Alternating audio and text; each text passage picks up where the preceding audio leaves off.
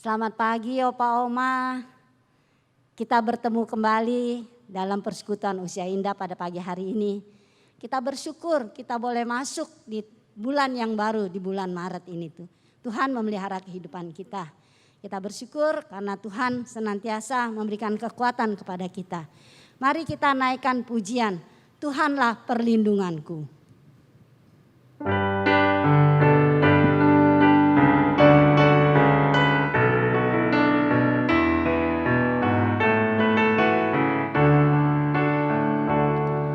Tuhanlah perlindunganku, Dialah kekuatanku, penolong di waktu susah, sangat terbukti. Haleluya, haleluya, ku mau puji Dia. Haleluya, haleluya, ku mau sembah Dia. Sang isawaman dapinan sewaman kelilia, sewaman caiwanan jong, seseti pamjung. Haleluya, haleluya, woyau kesongkang. Haleluya, haleluya, woyau cang metang.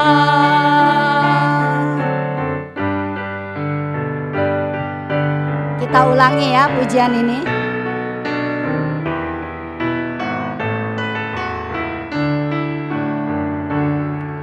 Tuhanlah perlindunganku, Dialah kekuatanku, penolong di waktu susah, sangat terbukti. Haleluya, haleluya, ku mau puji Dia. Haleluya, haleluya, ku mau sembah Dia. Sang isawaman dapinan sewaman kelilia, sewaman caiwanan lancung, seseti pamjung. Haleluya, haleluya, woyau kesongkang. Haleluya, haleluya, woyau cang metang. Mari kita bersatu dalam doa. Sungguh Tuhan, kami ingin selalu memuji Engkau, meninggikan Engkau di dalam kehidupan kami. Karena Engkaulah Allah yang layak kami tinggikan, yang layak kami puji Tuhan. Kami bersyukur Bapa karena kasih setiamu yang senantiasa tidak pernah meninggalkan kami. Kami bersyukur Tuhan Engkau terus melindungi kami. Khususnya di dalam masa-masa pandemi ini Tuhan. Di dalam masa-masa yang sulit ini Tuhan kami bersyukur. Karena kekuatan Tuhan senantiasa baru di dalam kehidupan kami hari lepas hari. Tuhan terima kasih karena Engkau baik bagi kami. Kami juga bersyukur Tuhan kalau saat ini kami juga boleh datang ke hadirat-Mu. Kami juga mau mendengar firman-Mu Tuhan. Terlebih dahulu Tuhan, sucikanlah hati dan pikiran kami. Karena kami mengakui Tuhan, kami penuh dengan kelemahan. Seringkali kami melakukan hal-hal yang tidak berkenan di hadapan-Mu Tuhan. Tuhan, ampunilah kami untuk semua dosa dan kesalahan kami Tuhan. Terima kasih Bapa untuk pengampunan-Mu. Saat ini kami serahkan Guru Injil Ronili yang akan menyampaikan firman-Mu. Biarlah Engkau yang mengurapi mulut bibirnya Tuhan. Sehingga apa yang disampaikan sungguh boleh menjadi berkat bagi kemuliaan nama-Mu, berkat juga bagi kami yang mendengarkannya. Kami mohon kuasa Roh Kudus yang menolong kami untuk kami boleh mengerti firman-Mu. Terlebih lagi tolong kami untuk kami melakukannya Tuhan. Terima kasih Bapa, sekali lagi kami serahkan persekutuan kami pada pagi hari ini dari awal sampai akhirnya ke dalam tangan kasih dan pertolongan daripada Roh Kudus-Mu. Terpujilah nama-Mu Tuhan, di dalam nama Tuhan Yesus Kristus, Juru Selamat kami yang hidup, kami berdoa dan bersyukur. Amin. Opa Oma, saat ini kita akan membaca firman Tuhan yang diambil dari Mazmur 103 ayat 1 sampai 5. Mazmur 103 ayat 1 sampai 5. Mari kita membacanya bersama-sama. Dari Daud. Pujilah Tuhan hai jiwaku. Pujilah namanya yang kudus hai segenap batinku. Pujilah Tuhan hai jiwaku. Dan janganlah lupakan segala kebaikannya. Dia yang mengampuni segala kesalahanmu. Yang menyembuhkan segala penyakitmu. Dia yang menebus hidupmu dari lubang kubur. Yang memahkotai engkau dengan kasih setia dan rahmat. Dia yang memuaskan hasratmu dengan kebaikan, sehingga masa mudamu menjadi baru seperti pada burung Raja Wali. Dalam bahasa Mandarin, kita membacanya juga bersama-sama perlahan-lahan. 诗篇103篇第1到第5节。我的心啊，你要称颂耶和华，放在我里面的也要称颂他的圣名。我的心啊，你要称颂耶和华，不可忘记他的一切恩惠，他赦免你的一切罪孽，医治你的一切疾病，他救赎你的命，脱离死亡，以仁爱和慈悲为你的观念，他用美物是你所愿的得益之主，医治你如鹰返老还童。Berbahagialah kita yang membaca firman Tuhan, terlebih lagi yang dapat melakukannya di dalam hidup kita. Mari kita menaikkan lagi pujian Tuhanku untuk mempersiapkan kita mendengarkan firman Tuhan.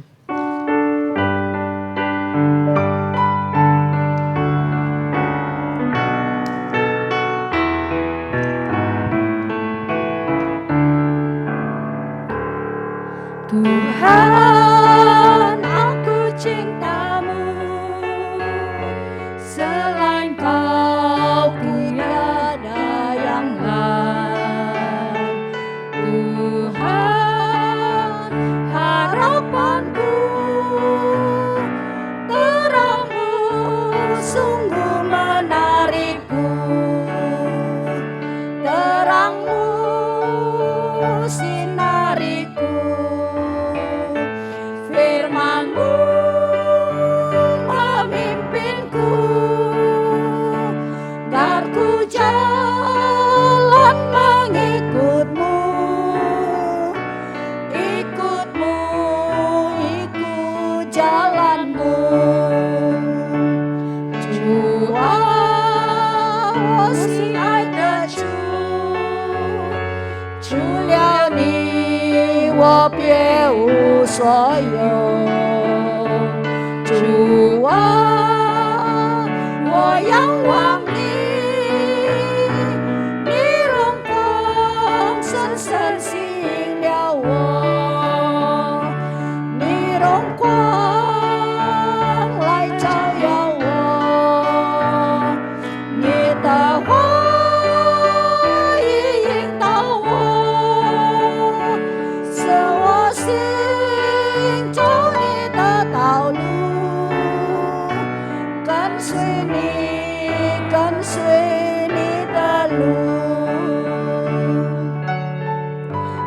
ulang ya nyanyi lagu ini ya. Biarlah sungguh firman Tuhan menjadi pelita bagi kaki kita.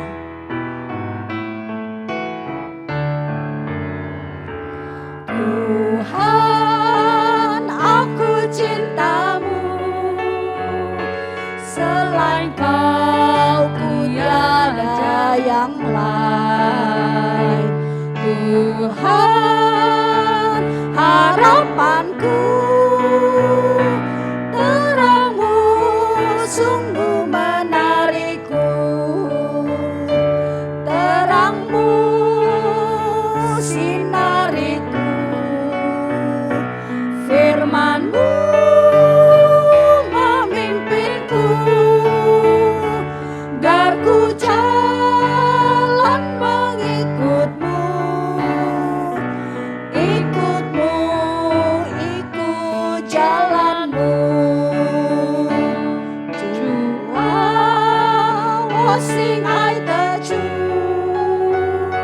除了你，我别无所有。主啊，我仰望你，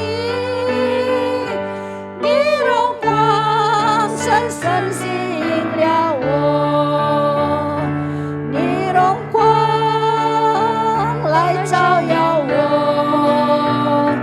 你的话语引导我，使我行走你的道路，跟随你，跟随你的路。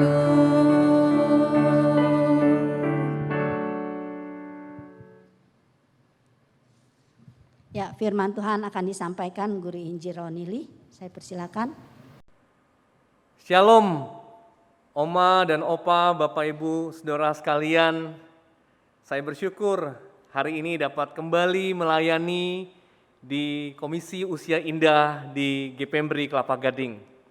Mari sebelum kita membaca firman Tuhan, kita merenungkan firman Tuhan, kita tundukkan kepala kita minta hikmat, minta pertolongan daripada Tuhan, supaya kita bisa memahami kebenaran firman Tuhan yang akan kita baca dan renungkan bersama.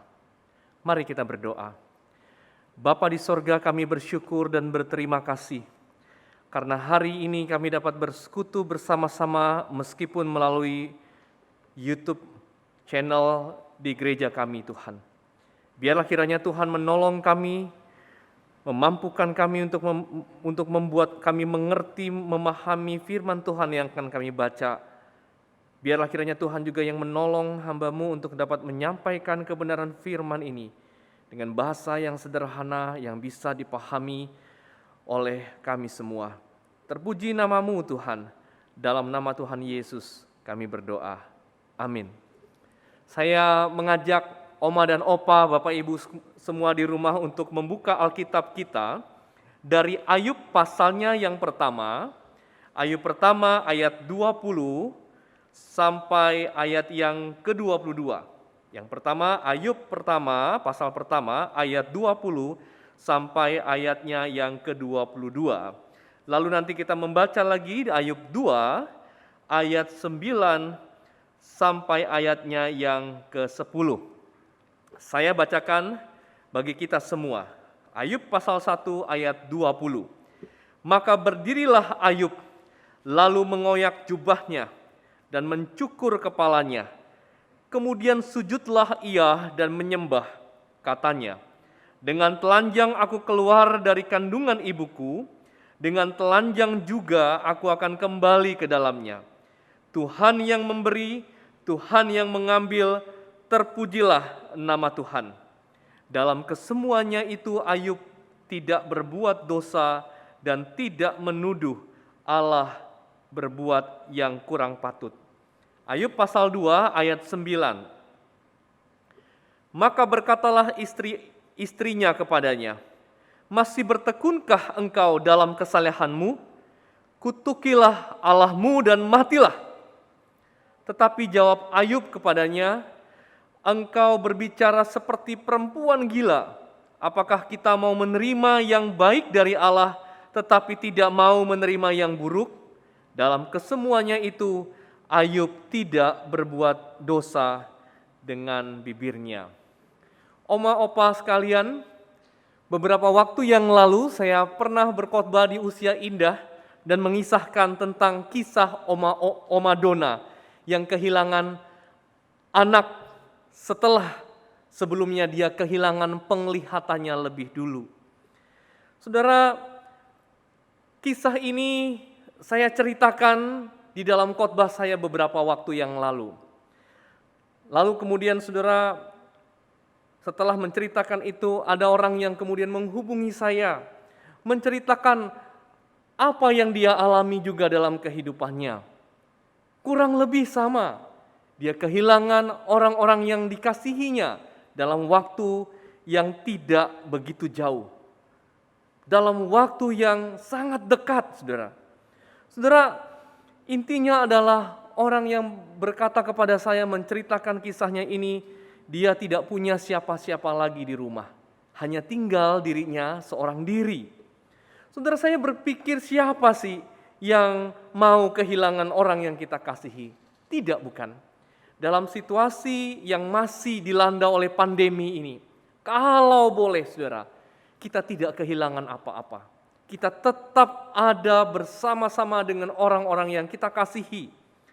Kita tetap sehat. Ya. Tidak ada orang yang mau kehilangan. Tidak ada orang yang mau sakit.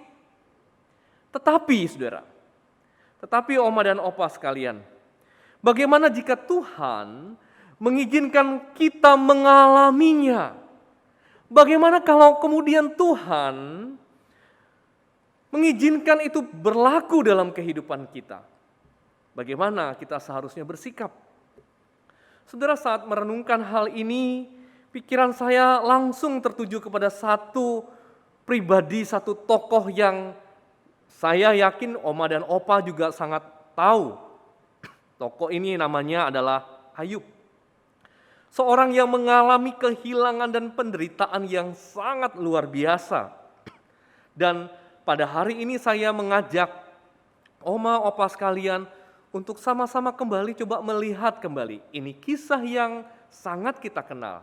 Tetapi seringkali kisah yang kita kenal itu adalah kisah yang kita tidak pahami dengan baik-baik. Mari kita pahami ini bersama-sama. Saudara, oma dan opa sekalian, apa saja penderitaan Ayub? Kalau dibaca di pasal 1, kita akan mendapatkan daftarnya, saudara. Ya. Sapi dan keledainya dirampas, hamba-hambanya dibunuh. Belum selesai satu hamba yang melaporkan sapi dan keledai yang dirampas dan hamba-hambanya yang lain dibunuh itu, datang hamba yang lain yang berkata domba-dombanya disambar oleh petir. Belum selesai yang kedua, cerita selesai, datang lagi yang ketiga, saudara. Berkata unta-untanya yang juga sangat banyak itu hilang semuanya, saudara, dirampas oleh orang. Yang keempat, saudara, belum selesai dia kehilangan semua harta bendanya, tiba-tiba ada orang yang datang kepadanya dan berkata bahwa anak-anaknya yang berjumlah 10 orang itu tewas seketika karena badai. Tidak cukup saudara dengan semua kehilangan itu. Setelah dia kehilangan semua itu, Ayub juga kehilangan kesehatannya. Kalau kita baca saudara dikatakan borok itu ada di seluruh tubuhnya, dari telapak kaki sampai ke ujung kepala. Saudara, ini mungkin sama seperti kata pepatah yang berkata, sudah jatuh malah tertimpa tangga. Ya. Jatuh saja sudah sakit. Ya. Kalau tertimpa tangga, itu namanya sakit sekali, bukan? Atau bahasa kampungnya saudara, bahasa kampung papa saya, itu namanya kalau sudah jatuh tertimpa tangga, itu namanya amsyong. Ya, luka dalam saudara. Jika pertanyaan saya adalah kalau oma, opa, bapak ibu saudara yang melihat video khotbah ini, kalau jadi Ayub, apa yang kira-kira oma dan opa akan rasakan? Apa yang akan oma, opa pikirkan tentang penderitaan yang bertubi-tubi ini? Saudara, biasanya jika harus berhadapan dengan penderitaan yang dahsyat seperti ini, reaksi awal kita adalah kita nggak bisa terima. Kita nggak bisa terima, saudara. Siapa yang bisa menerima dengan mudah jika hasil kerja bertahun-tahun atau bahkan puluhan tahun hilang dalam sekejap mata? Siapa yang bisa terima dengan mudah jika anak-anak yang dimilikinya, yang sudah dilahirkan, sudah dibesarkan, sudah dididik dengan kasih sayang, lalu dalam sekejap mata tewas seketika? Siapa yang bisa terima? Bisa jadi, saudara, kita akan berkata seperti istrinya Ayub yang berkata dalam Alkitab bahasa Indonesia masa kini berkata, mana bisa engkau masih tetap setia kepada Allah? Ayo kutukilah dia lalu matilah. Saudara, waktu istri Ayub mengalami kehilangan yang dahsyat itu, saudara, kalimat itulah yang muncul dari mulutnya. Kadang-kadang kita baca Alkitab ini udah langsung menjudge, menghakimi bahwa istri Ayub ini nggak baik, bukan istri yang nggak baik. Tapi sebentar coba pahami apa yang ia alami, saudara. Apa rasanya seorang ibu kehilangan 10 anak yang dia pernah lahirkan. Lalu kemudian tidak hanya cukup itu, ya dia kehilangan harta benda, itu hal yang lain memang, tapi mungkin saja, saudara, waktu itu seorang ibu ini hidup di dalam segala kelimpahan dan lalu harus habis semuanya. Dan dia harus berduka dengan anak yang dia miliki. 10 orang. Anak-anak yang sepertinya digambarkan sudah besar-besar. Satu-satu dia lahirkan, satu-satu dia bina, satu-satu dia susui, satu-satu dia rawat sampai kemudian anak-anak ini dewasa. Lalu seketika meninggal. Tidak gampang, tidak mudah, bukan? Ketika seorang ibu harus menguburkan anaknya sendiri. Tidak mudah untuk seorang ibu, seorang wanita melihat anaknya dalam keadaan yang sudah kehilangan nyawa. Saudara, belum cukup itu, lalu kemudian dia lihat suaminya. Suaminya punya penyakit kulit yang sangat mengerikan. Wajar bukan kalau dia berkata, kalau memang ada Allah yang penuh kasih, mana bisa Allah yang penuh kasih itu membiarkan semua penderitaan ini terjadi. Dari sikap seperti ini, saudara, dari sikap yang awalnya tidak bisa menerima, bisa jadi kemudian kita menyerah, kita give up terhadap iman kita kepada Allah. Sudahlah, kalau memang Allah yang saya sembah itu ada, Allah yang penuh kasih itu ada, Allah yang adil itu ada, maka pasti dia akan menahan semua ini tidak terjadi. Tetapi kalau ini yang terjadi, saya menyerah, saya berhenti untuk percaya. Saudara, secara manusia kita bisa memahami hal ini, saudara. Kita bisa memahami kenapa kemungkinan istri Ayub itu berkata, mana bisa Ayub engkau tetap setia kepada Allah yang seperti itu. Tetapi saudara, di sisi yang lain kalau kita membaca kitab Ayub ini, itulah yang diinginkan oleh iblis. Itulah yang diinginkan oleh iblis. Saudara, iblis berkata kepada Tuhan seperti ini, nyawa dan kesehatan itu lebih berharga daripada harta. Manusia rela mengorbankan segala miliknya asal ia dapat tetap hidup. Seandainya tubuhnya kau sakiti, pasti ia akan langsung mengutuki engkau. Saudara, itu yang diinginkan oleh iblis. Iblis berpikir, oke, sekarang memang Ayub itu orang saleh, tapi karena cuma hartanya yang hilang, nyawa dan kesehatan itu lebih berharga. Coba kesehatannya kamu ambil, pasti dia akan mengutuki engkau. Pasti dia akan menyerah dan tidak mau beriman kepada Allah seperti itu. Saudara, istri Ayub termakan pancingan si iblis. Istri Ayub itu datang kemudian kepada Ayub dan berkata seperti yang diinginkan oleh kuasa jahat itu, saudara. Lalu bagaimana, saudara, kalau kita yang mengalami hal ini? Bagaimana supaya kita tidak jatuh kepada sikap yang dimiliki oleh istri Ayub?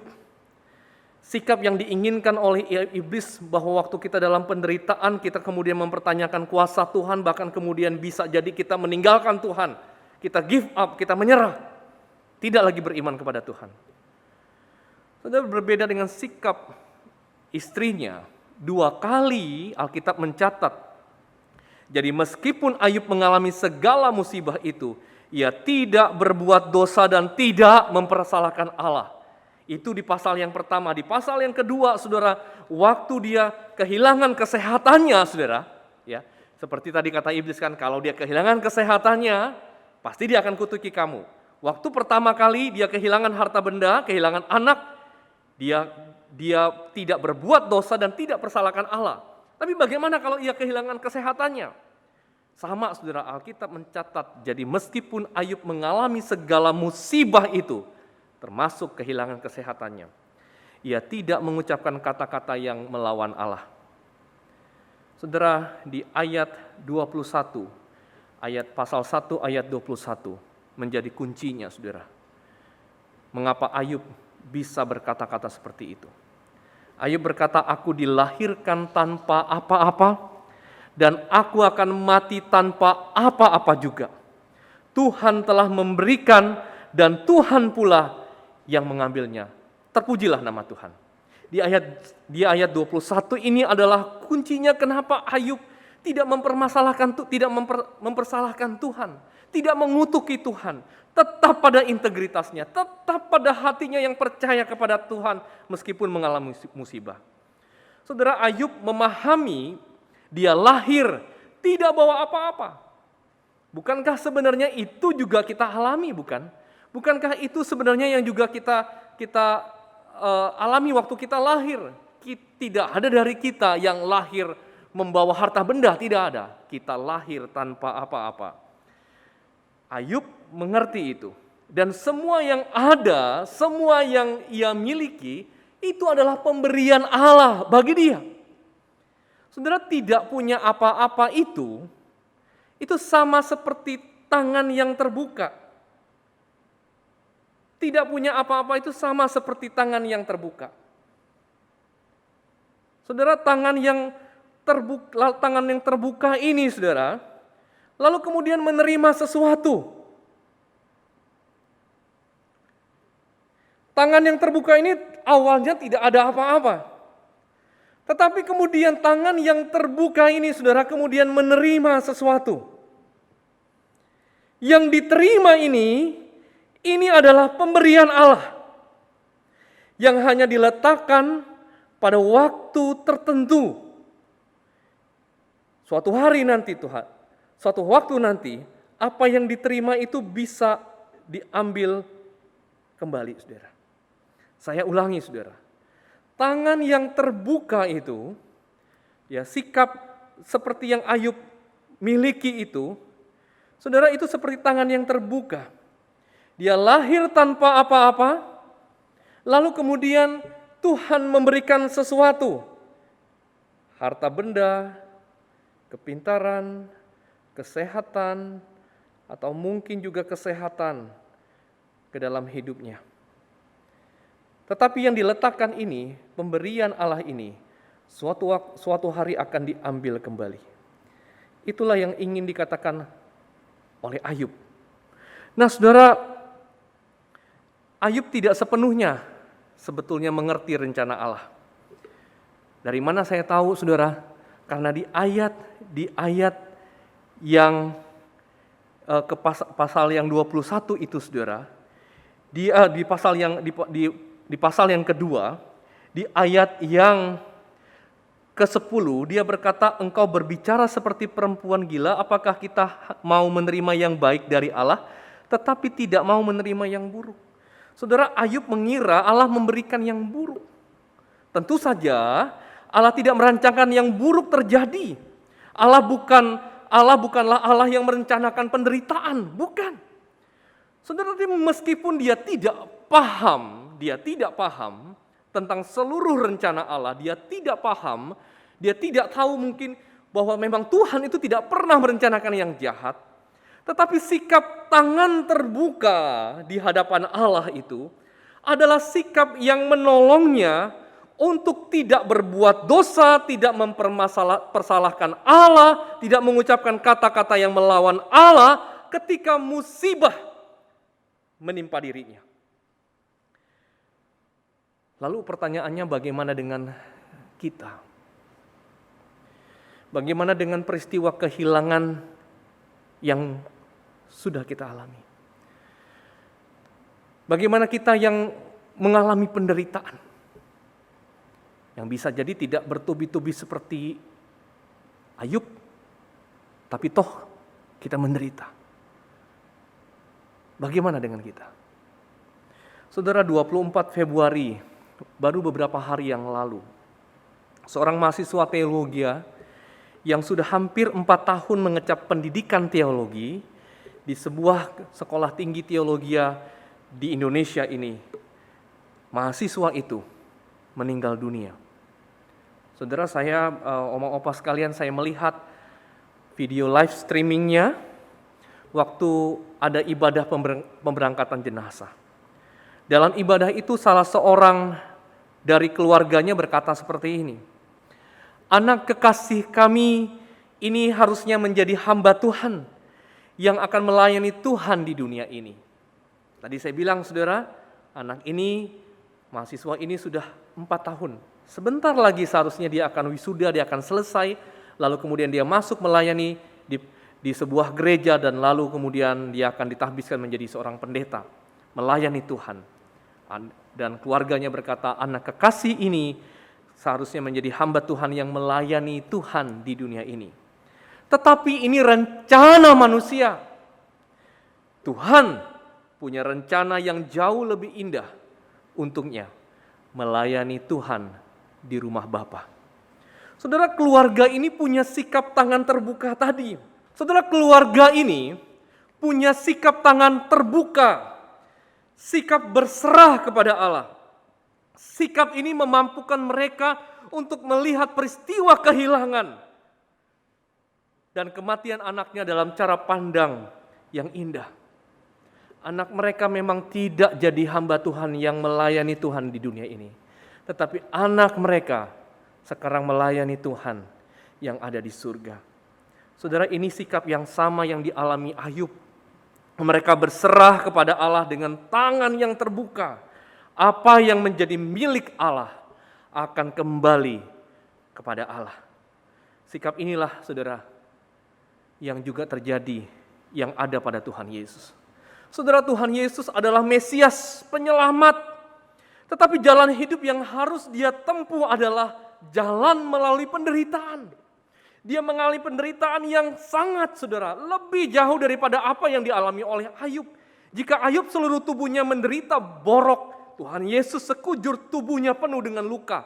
Ayub menderita, tetapi Yesus tidak hanya menderita, dia juga harus meregang nyawanya di atas kayu salib. Di atas kayu salib itu, saudara, dia dengan tangan yang terbuka berkata kepada Allah, "Ke dalam tangan-Mu lah kuserahkan nyawaku." Saudara, apa yang menjadi milik Allah akan kembali kepada Allah. Hari-hari ini kehilangan orang yang dikasihi, kehilangan pekerjaan, kehilangan kesehatan adalah cerita yang bisa kita dengar tiap hari. Saya mengajak opa oma yang ada di rumah, mari kita memiliki sikap hati tangan yang terbuka itu, saudara. Terbuka dan berserah kepada Allah. Bukan menyerah kepada Allah, bukan berhenti percaya kepada Allah, tetapi sikap yang berserah kepada Allah. Sambil berkata seperti ini, apa yang menjadi milik Allah, apa yang diberikan oleh Allah akan kembali kepada Allah. Kiranya Allah Bapa di dalam Kristus Yesus melalui Roh yang Kudus menolong kita semua. Mari kita berdoa. Bapa di sorga, hamba berdoa menyerahkan untuk kebenaran firman yang sudah kami dengar dan pelajari bersama. Hamba berdoa untuk oma dan opa yang ada di rumah masing-masing atau dimanapun mereka berada saat melihat video ini. Biarlah kiranya Tuhan yang memberikan ketenangan, memberikan iman, sehingga mereka dapat menjadi orang-orang yang berserah kepada Allah. Mereka adalah orang-orang yang bisa punya sikap terbuka di hadapan Allah. Mereka tahu bahwa apa yang mereka miliki adalah titipannya Tuhan. Itu miliknya Tuhan, bukan milik kami ya Tuhan. Engkau berkati sekali lagi Oma dan Opa yang ada di rumah. Berikan kekuatan dan berikan kemampuan meskipun di dalam usia yang senja. Tapi biarlah kiranya dalam usia senja itu tetap punya iman, tetap punya pertumbuhan untuk bertumbuh serupa dengan Kristus. Terima kasih Bapa di sorga. Dalam nama Tuhan Yesus kami berdoa. Amin. Opa Oma, mari kita meresponi firman Tuhan dengan pujian dari KPPK nomor 52. Ku berserah pada Yesus.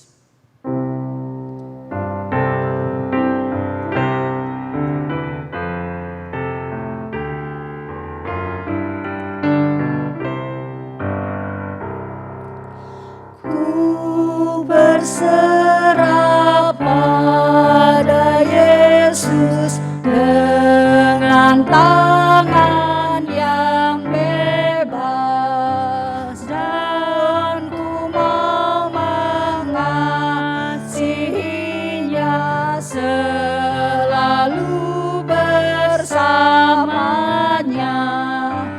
Aku berserah, aku berserah, ku berserah pada Yesus, aku berserah, ku berserah pada Yesus dengan hati yang rendah. Ku buang semua demi Yesus, ku datang kepadanya. Aku berserah, aku berserah,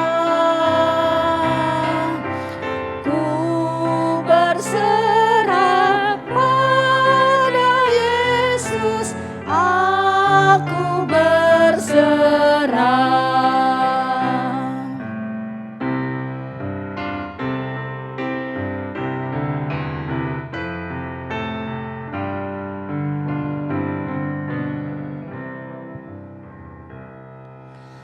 Ku berserah pada Yesus dengan segenap jiwaku. Roh-Nya penuhi hatiku, dan Dia sungguh milikku. Aku berserah, aku berserah, ku berserah pada Yesus, aku berserah.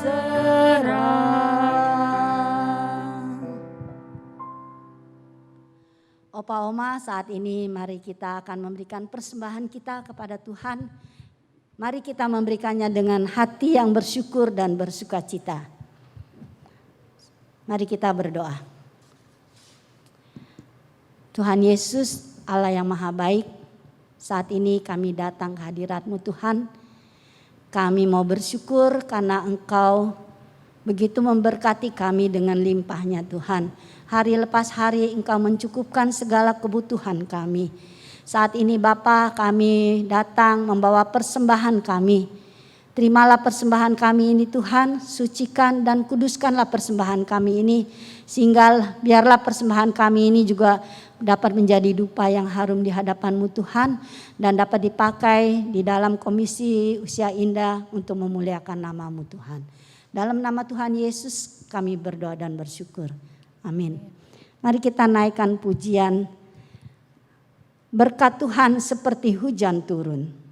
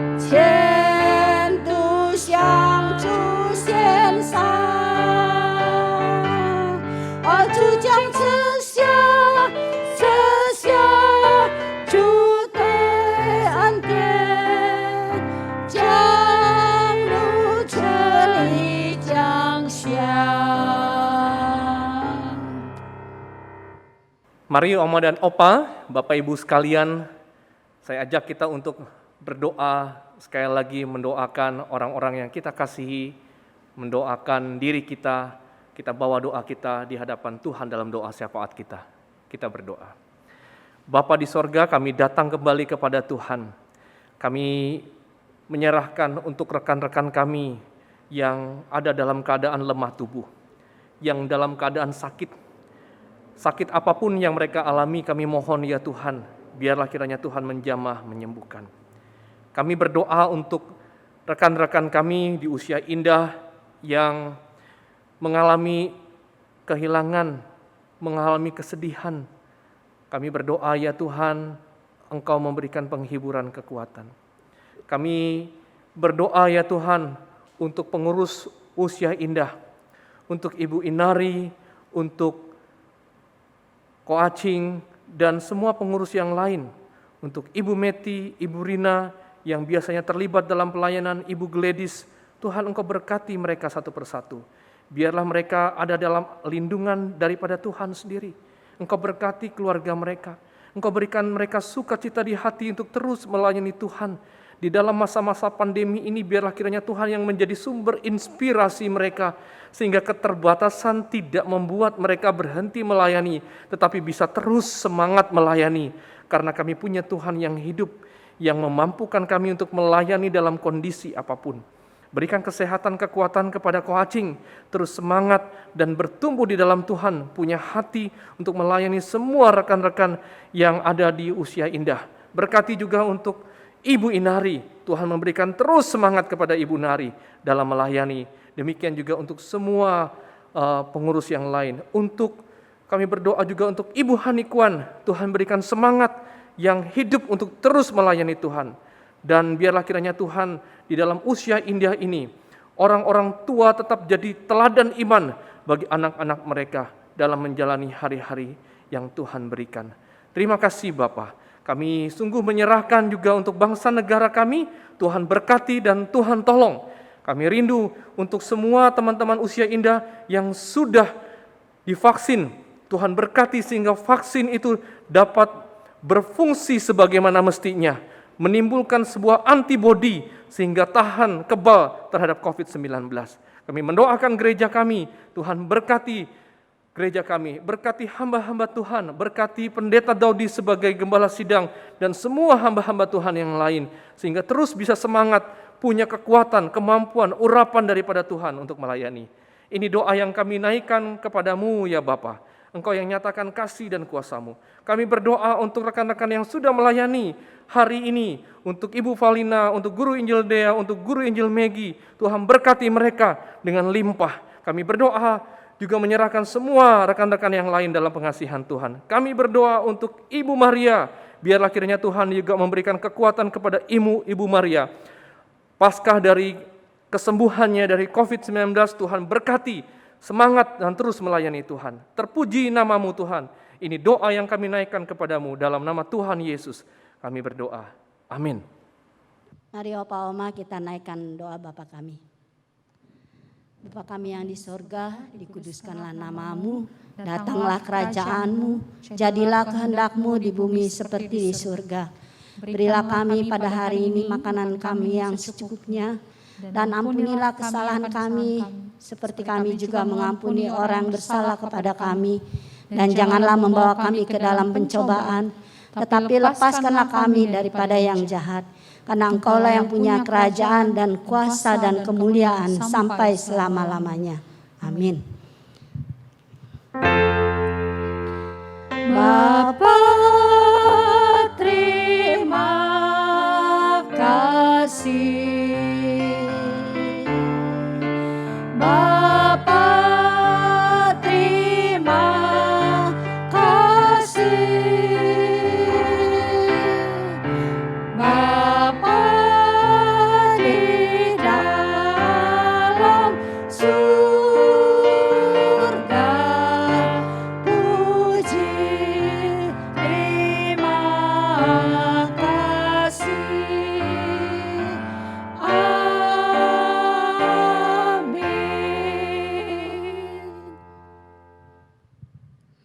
Opa Oma, kita bersyukur persekutuan kita pagi hari ini sudah selesai.